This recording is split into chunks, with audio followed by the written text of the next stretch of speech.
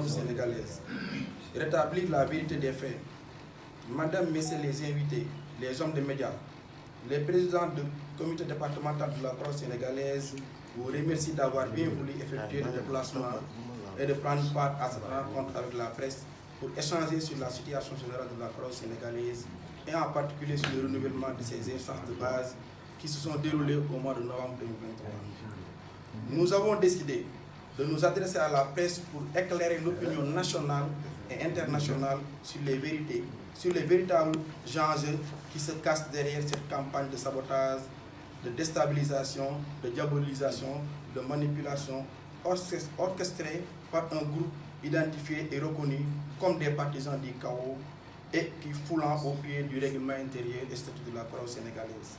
Face aux multiples agressions verbales, aux destructions de biens appartenant à la Croix sénégalaise, à la séquestration de personnes, aux fausses informations fake news orchestrées par des jeunes volontaires méconnaissant totalement le fonctionnement et les réalités de l'institution. Nous avons en tant que responsables élus senti la nécessité de rétablir la vérité. La vérité est le soleil des intelligences, et comme de l'eau froide qui fait mal aux dents malades. Cette rencontre se veut donc informative. Appelle donc de notre part pour un rappel historique des faits pour que nul n'en ignore. Le Bureau national de la Croix sénégalaise a mis en place la Commission nationale des gestions des renouvellements en décembre 2022. Par la suite, la Commission a sillonné l'étendue du territoire national. Ce comité a travaillé d'arrache-pied dans des conditions très difficiles et est parvenu à des conclusions transparentes qui ont abouti à la validation de 39 départements sur les 45 dont compte le pays.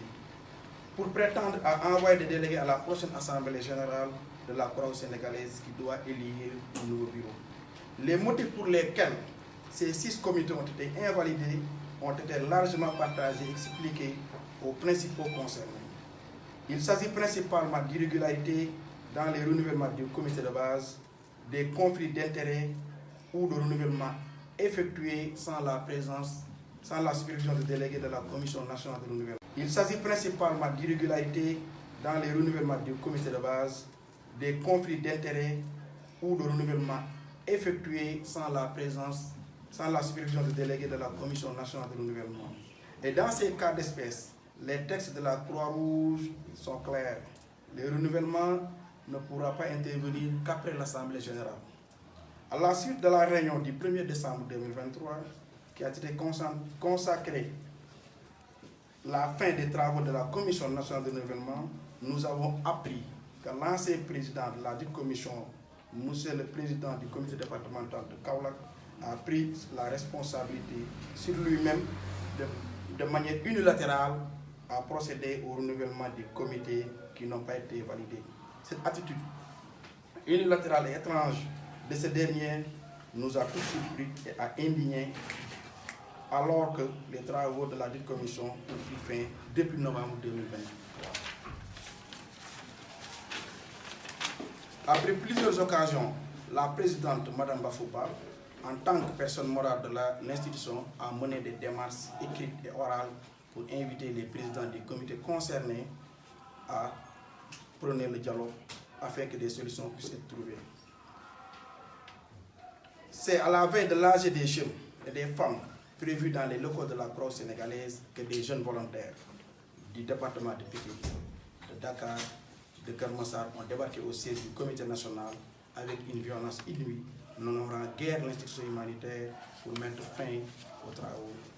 Toutes ces attaques, tantôt soulignées, ont été documentées et soumises aux autorités judiciaires du pays pour traitement conformément aux principes sacro-saints de l'État de droit et du respect de la dignité humaine. Il est vrai que la société nationale traverse une situation financière difficile qui a abouti à des retards de salaire, de paiement des salaires des travailleurs. Et sur ce point, nous avons l'assurance que les salaires seront bientôt payés intégralement. Pour mettre de l'huile sur le feu et envenir la situation, certains responsables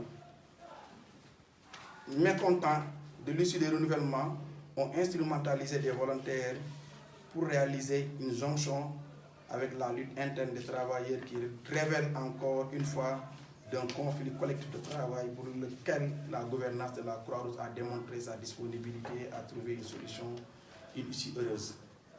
La stratégie de Frondeur est de présenter aux yeux de l'opinion le problème des salaires comme une conséquence de non-renouvellement de leurs comités départementaux. Cela est inacceptable, injuste et procède simplement d'une volonté manifeste d'entretenir la confusion et